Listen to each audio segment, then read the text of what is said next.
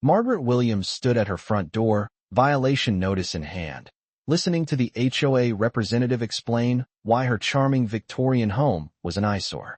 The paint was too bold, the garden too wild, the shutters too colorful for their precious community standards. She needed to repaint everything beige within 30 days or face escalating fines. The woman spoke with the authority of someone who'd never been challenged, never been told no, never met someone who understood exactly what property rights actually meant. What the HOA didn't know was that Margaret had spent 40 years as a real estate attorney, specializing in property law and neighborhood disputes. She'd written half the legal precedents they'd need to enforce their precious aesthetic guidelines. And buried in their own covenant documents was a loophole so obvious that any first-year law student would have spotted it. They'd made a mistake that was about to cost them everything they thought they controlled. The violation notice gave her 30 days to comply with their beige and white color scheme. 30 days to strip away the personality from her home and blend into their suburban monotony. But Margaret had a different plan. She was going to follow their rules exactly, word for word, letter for letter. And when she was done, her house would be the most legally compliant eyesore in the history of homeowners associations. By the time the paint dried, tour buses would be stopping outside her door. News crews would be camping on her lawn. And the same people who demanded conformity would be begging her to change back to the original colors they'd called violations. Because sometimes when you push a lawyer too far, they don't just push back. They paint their house neon pink and dare you to do something about it. Welcome to Heartland Tales. Before we dive into this incredible tale of suburban warfare, tell us in the comments from which city in the world are you watching this video today. And if you believe stories like this deserve to be heard, please hit that subscribe button to support our channel. We're growing every day, and I sincerely thank you for being part of our community. Sunset Ridge was the kind of neighborhood where conformity wasn't just encouraged, it was mandated. Pristine lawns that looked like putting greens. Driveways without a single oil stain. Houses painted in approved shades of beige, cream, and off-white that the Architectural Review Committee had deemed appropriate for maintaining property values. It was suburban perfection in its most sterile form, where individuality went to die and homeowners paid premium prices for the privilege of looking exactly like everyone else. The Homeowners Association ruled this domain with an iron fist wrapped in legal documents thicker than most novels. Monthly meetings where violations were discussed like capital crimes. Architectural committees that scrutinized every flower bed, every mailbox, every attempt at personal expression. The covenant ran 63 pages and covered everything from acceptable roof materials to the maximum height of garden decorations. Residents learned quickly that creativity was expensive and compliance was the only path to peace.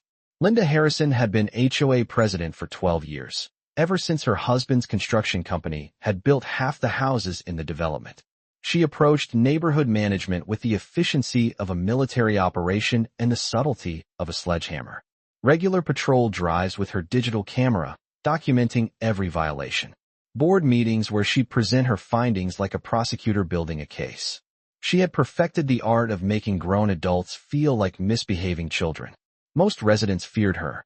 Some respected her dedication to property values. None of them particularly liked her. But they all understood that crossing Linda Harrison was a costly mistake. She had memorized every clause of the HOA covenant, maintained detailed files on every resident, and possessed enough free time to make someone's life absolutely miserable if they dared to challenge her authority. Her latest target was the Victorian house at the end of Maple Street. A beautiful 19th-century home that had been grandfathered into the development when the land was subdivided. The house had character, history, and architectural details that made it stand out from the cookie-cutter constructions surrounding it.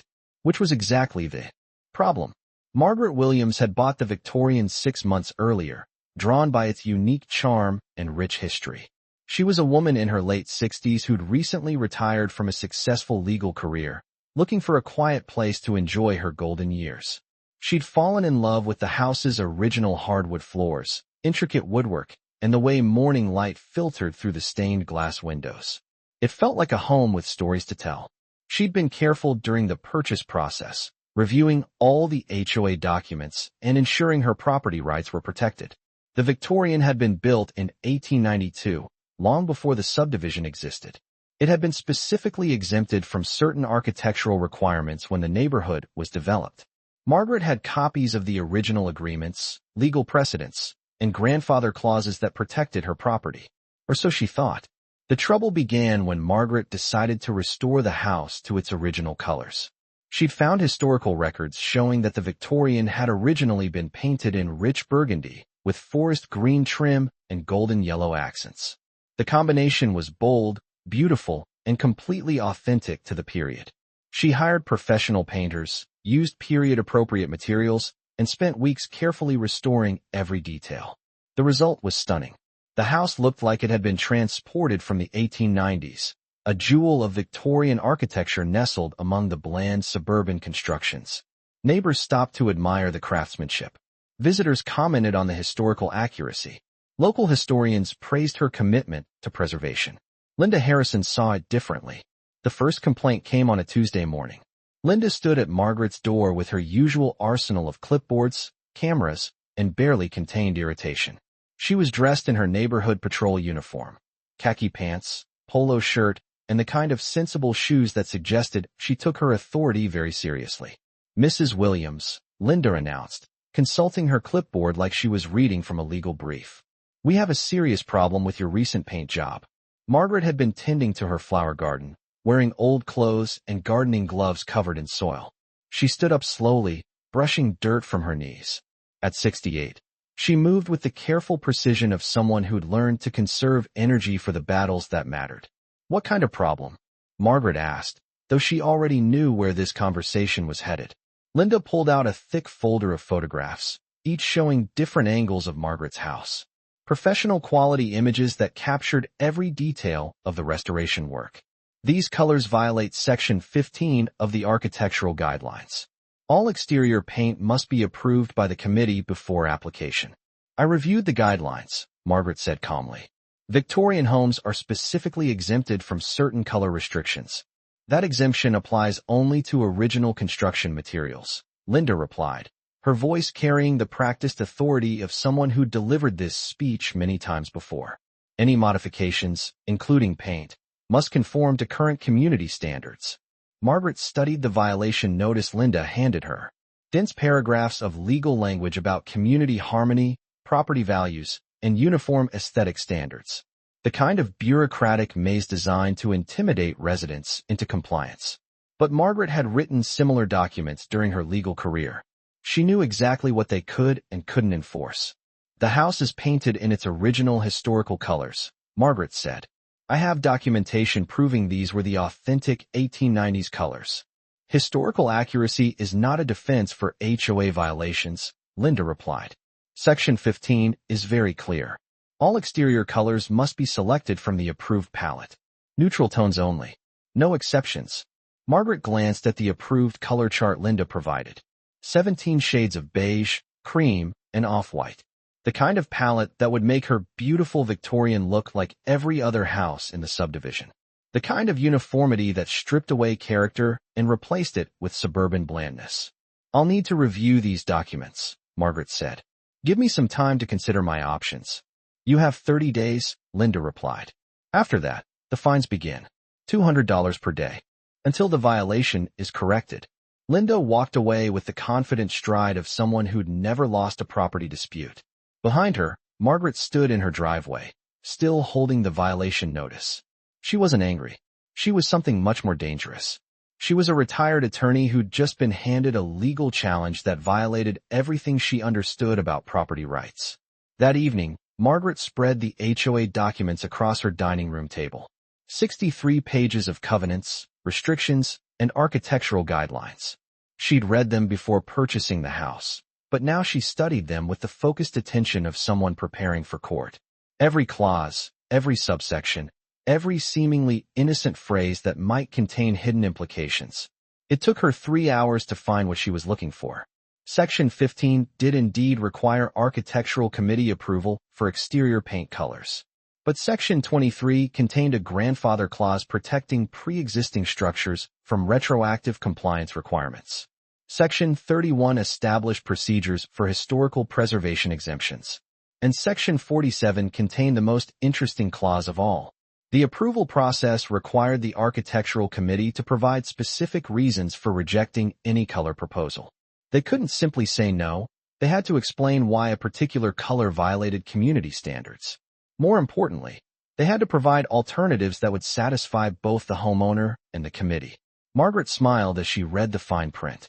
The HOA had written their own rules so broadly that they'd created multiple loopholes. They'd assumed that residents would simply accept their authority without challenging the legal framework. They'd never encountered someone who understood exactly how to use their own rules against them. The next morning, Margaret called Linda Harrison and requested an appeal hearing, not to fight the violation, but to clarify exactly what colors would be acceptable.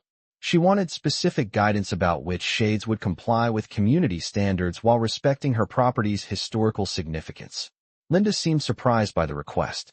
Most residents either complied immediately or fought the violation without understanding the legal process. Margaret's approach was different.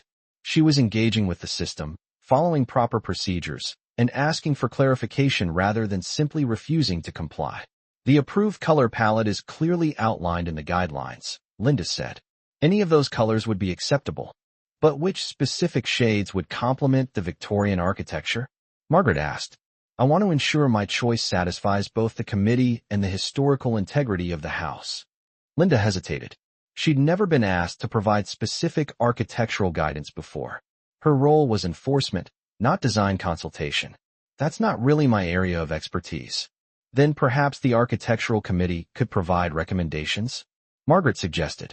I'd be happy to meet with them to discuss options. An architectural committee meeting was scheduled for the following Thursday. Margaret arrived with a folder full of historical documentation, paint samples, and photographs of similar Victorian homes in other neighborhoods. She'd prepared like she was arguing a case before the Supreme Court. The committee consisted of 5 residents, none of whom had any formal training in architecture or historical preservation. They sat around a folding table in the community center, looking uncomfortable with the level of preparation Margaret had brought to what they'd expected to be a routine compliance meeting.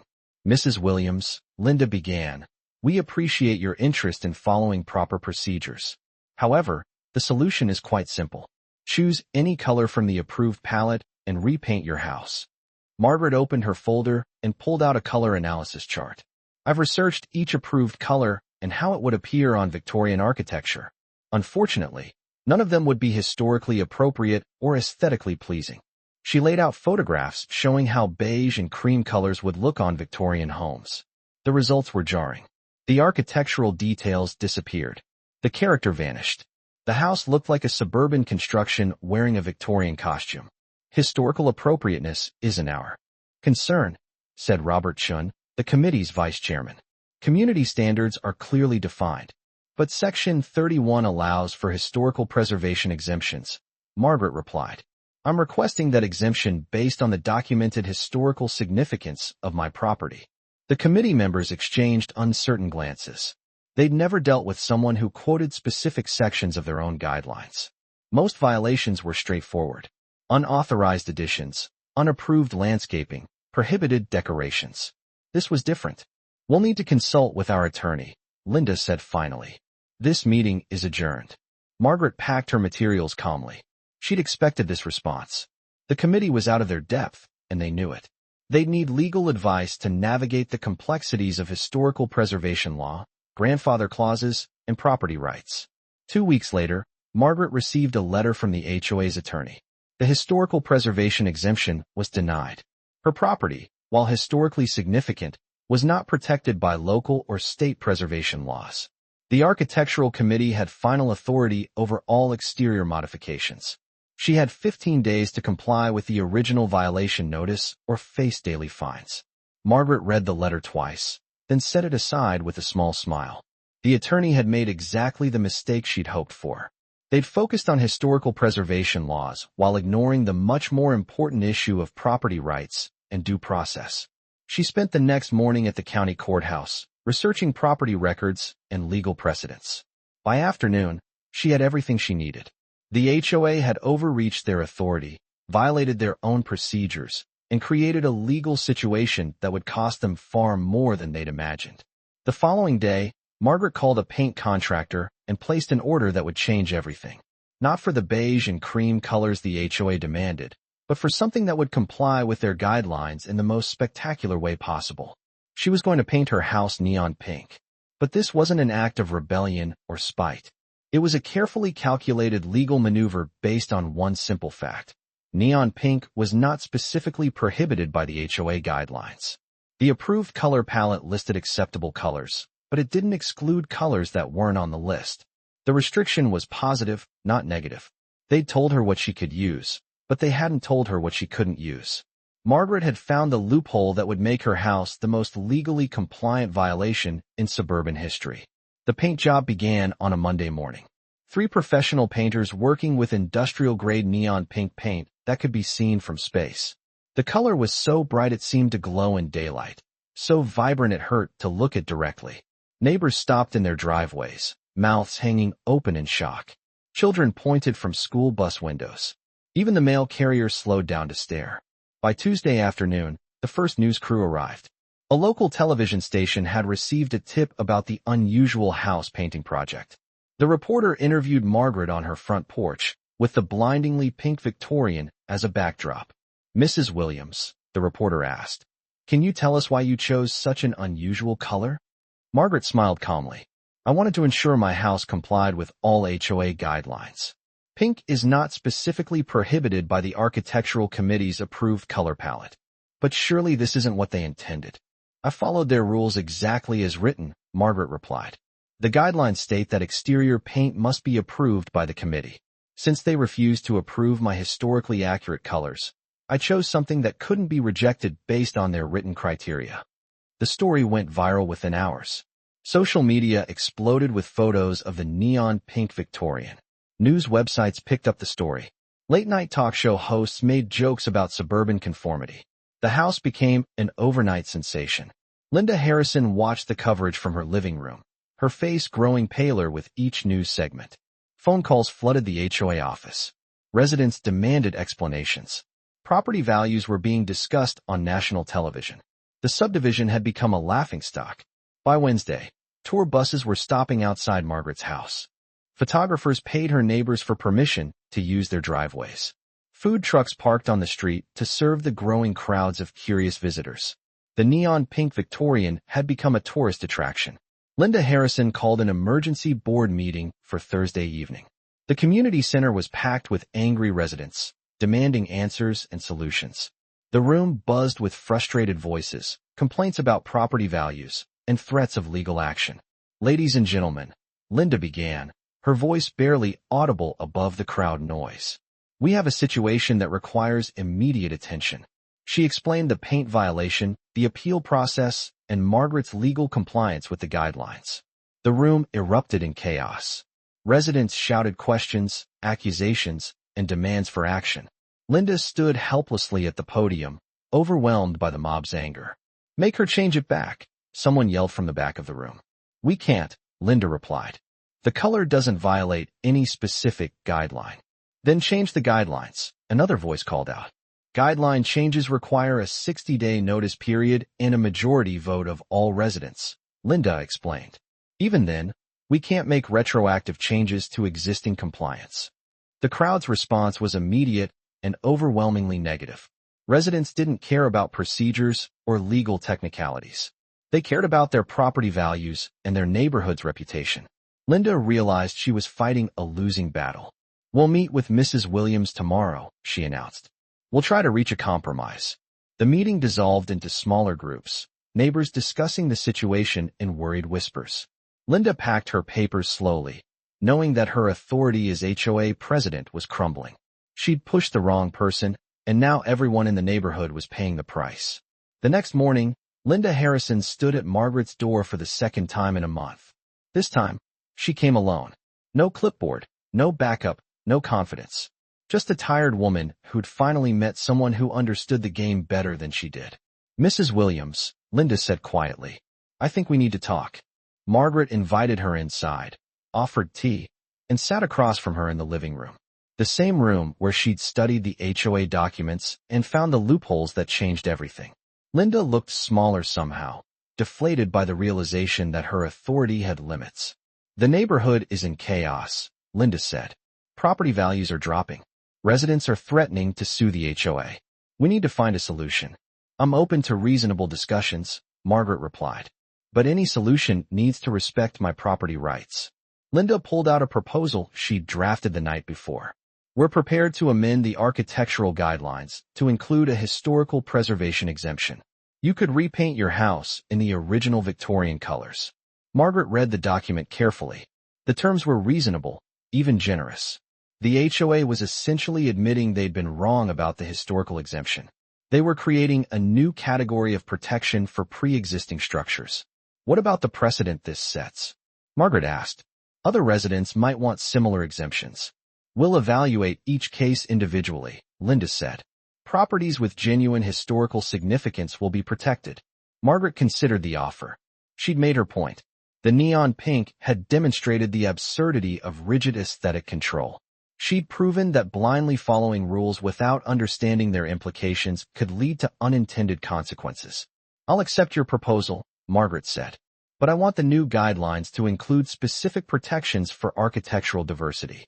Not just historical properties, but any home that contributes to neighborhood character. Linda nodded eagerly. We can work with that. Within 2 weeks, the HOA had revised their architectural guidelines. Historical properties received specific protection. Diversity of architectural styles was encouraged rather than discouraged.